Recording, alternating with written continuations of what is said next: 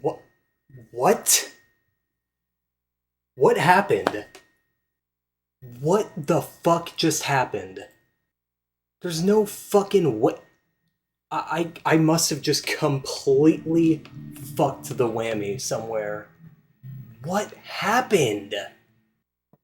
Uh, I really don't even know what to say about that. I activated a full beat behind. Good lord, man. I cannot believe you have to optimize whammy to that degree. That makes me want to go for this even less, but at least I hit it.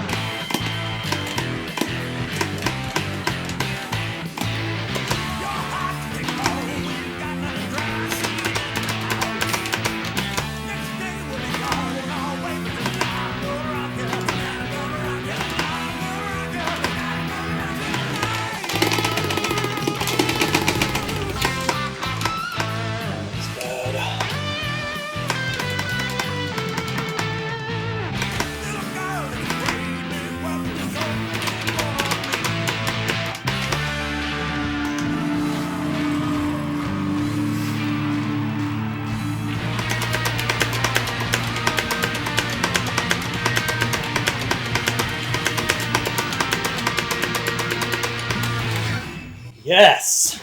Point 8. Fuck yes!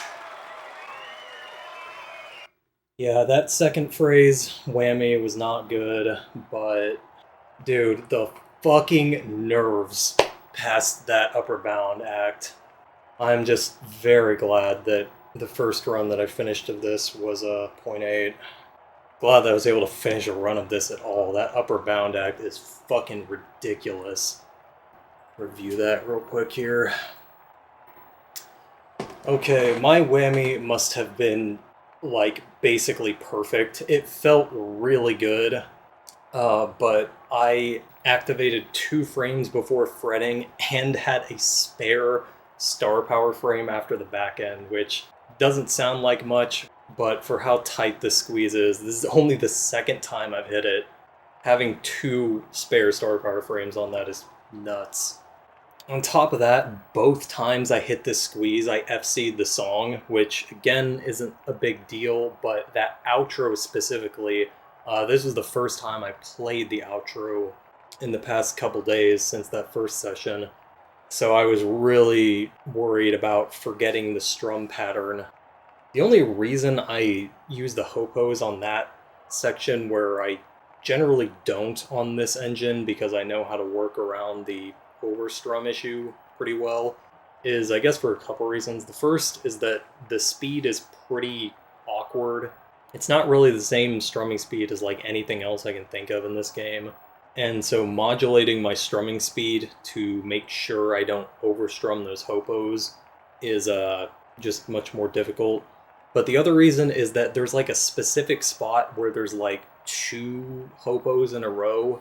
It goes from the red strums into a blue hammer-on and then an orange hammer-on. And when you get to multiple hopos in a row, funky stuff can just happen. Like certain notes can like eat your strums in a weird way, and that can also lead to an overstrum just due to, yeah, again, funky strum interactions. So yeah, that's why I'm still using the hopos for that section, and why it's just really easy to either forget how many strums are in each sequence or just slightly mistime them and get your strum eaten by a hopo. So that's just to say that given the nerves past this upper bound act, I'm very surprised I did not ever choke that outro. And along with being the first time I played that outro today, the first time I've gotten to that last act spot, which thankfully my method for where to activate there has just held up. At least on Xbox, I don't think Axel Steele is the quick play character for this song on PS2. Why that's important is because I use the fretboard pattern as indication of where to activate. For the nearly ideal path where I'm going for 0.5, it's the tempo line right after the scorpion claw. And so for this one, the first time I hit the upper bound act, I just said, all right, let's just do an entire beat after that to be safe. And this run, I pretty much did the same thing, but I knew that I probably needed a little bit more ticks to guarantee 0.8, because that first run would have ended up at like 792 if I had actually hit the back end. Although that being said, I think my ticks for Act 3 were also like 16 or so better this run. That was a really solid non-extended hit window third act. Probably played that too risky, but I wanted to play that fairly risky because of, again, the hopo eating strum mechanic on the back end.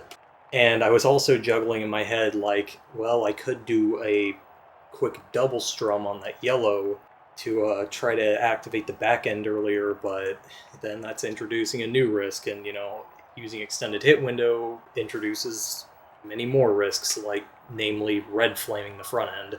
So it's really hard to balance all this stuff in your head and make accurate risk assessments based on what you're looking for and what your habits are and where mistakes generally come from. Thankfully, this really did not take long today. This has been about 20 minutes of attempts, so I will gladly take that. That first session was over 2 hours, I want to say, or just at 2 hours. And again, I only hit that upper bound one time. This is not a squeeze I had any intention of going for ever. The frame data is the same as the No One Like You first act upper bound. The whammy is definitely a bit easier to optimize on this act, but the act itself is way harder. So it at least balances out, but I would give the edge in difficulty to this act probably. The front end is incredibly annoying to optimize, and again, I didn't even do that here. I may have been 2 frames away from optimizing that, which would make my whammy again even crazier. But the back end, well, at least on sequential notes of the same fret, is just a very irritating and awkward strum pattern to try to push that as early as possible. So yeah, all in all, just combining that frame data with that amount of whammies with that execution on the act itself just made me kind of completely put this out of my mind as being feasible. And then, of course, when I had that last act choke, that really cemented to me, like I think I said in that run, like, that just made this so unappealing to consider really grinding for instead of just seeing if I could hit that act.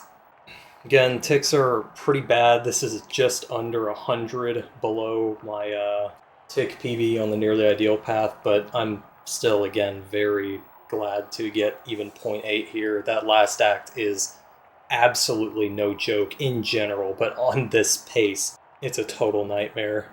Again, kind of the same setup as Arterial Black, but this last act is more lucrative than that, so you have to push it more.